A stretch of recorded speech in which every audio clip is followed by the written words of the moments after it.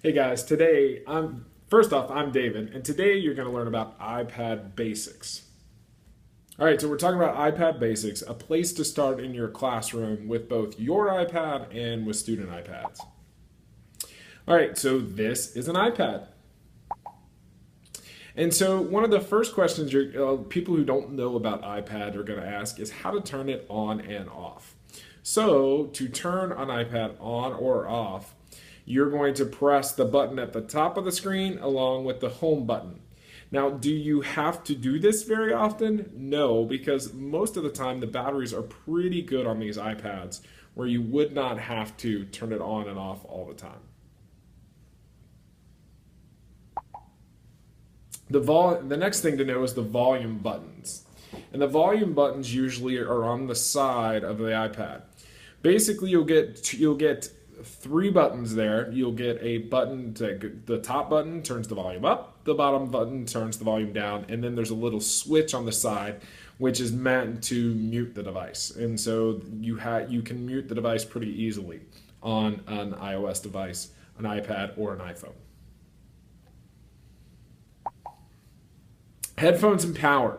So the headphone jack is usually up here, and it takes any set of standard headphones.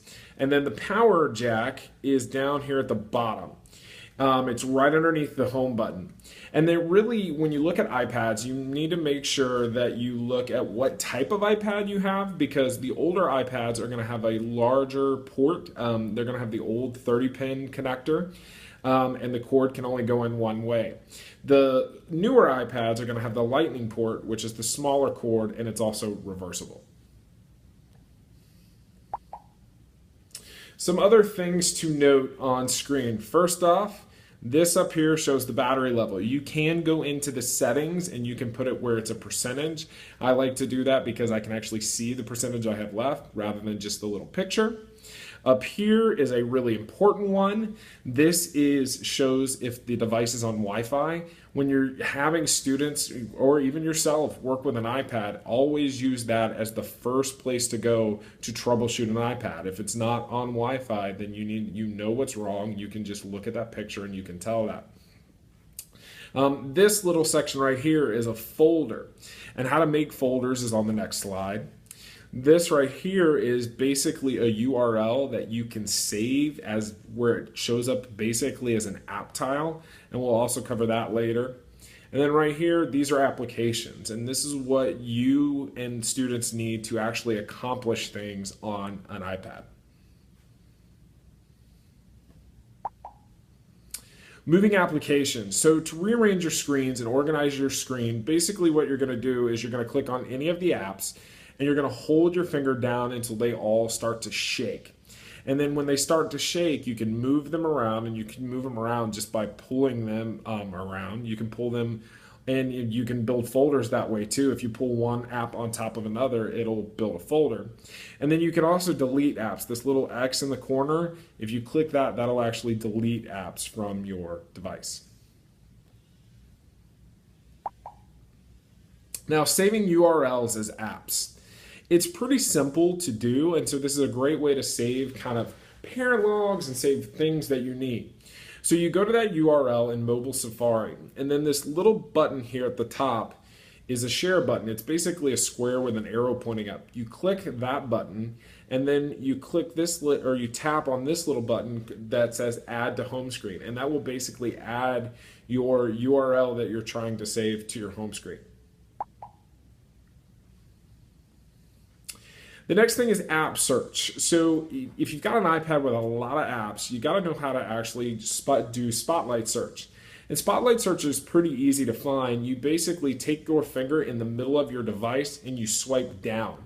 Make sure it's in the middle, because if you swipe at the top, it's going to bring up something else. So swipe down and it'll give you a Spotlight search. You type the app you're looking for's name in that field and it'll pop up, making it super easy to find.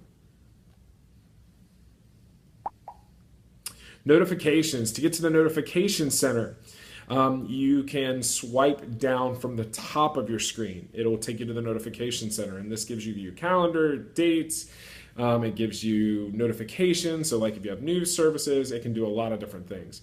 And you can customize the notification center in your settings. Now, Control Center. Now, if you swipe from the bottom of your iPad and you swipe up with a finger, it's going to take you to the Control Center. The Control Center, the idea of the Control Center is to put your main setting at your fingertip easily, where you don't have to go and search for those. And there's two to really note to start. The first is this button right here, and that's going to turn Wi-Fi on and off, so you definitely want to know that. And then the next one is down here. And then when another AirPlay device is right next to it, there should be an AirPlay button there, and we'll explain why that's important later. And the reason that's important is that Apple AirPlay was intended to allow people to stream iPads to Apple TVs. And so what it also has done is that it gives you the ability to stream your iPad to a computer. And if you have your computer plugged up to a projector, you can stream your iPad to your projector wirelessly.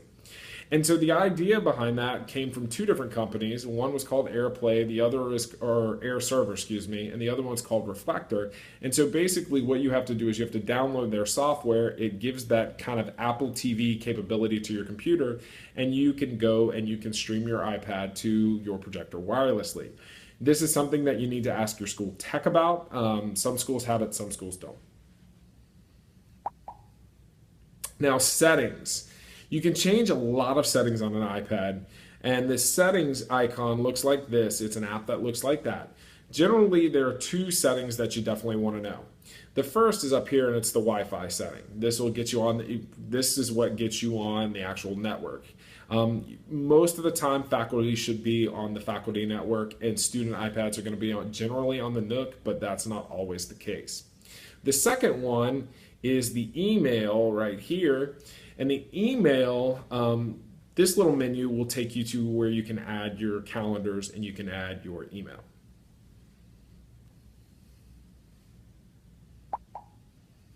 Apple Apps. Now, when you talk about iPad, the first thing you really want to look at is Apple Apps. Because Apple Apps are going to be your kind of base to go to, and you can do a lot of student creation with some of these apps. And so you have several to look at. The first is up here. This is Safari. This is Apple's mobile internet browser. The next one is Keynote, which is Apple's version of PowerPoint. The next one is Pages, which is Apple's version of Word. The next one, Excel, which is Apple's version of, or Numbers, that's Numbers, which is Apple's version of Excel. And then the two that a lot of teachers use to create, iMovie, which looks like that, and which is movie editing, and GarageBand, which is audio editing.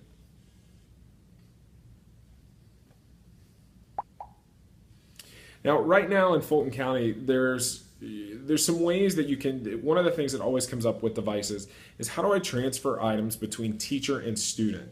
The schools that are Edmodo, that's a good way to transfer things like movie projects to the teacher is through Edmodo's backpack service. But everybody in Fulton County will also be getting OneDrive, which will allow teachers and students to transfer stuff that way. It also means that everybody in Fulton County will also get all of the Microsoft apps. So you will also be able to have access to PowerPoint, Word, Excel on your iPad.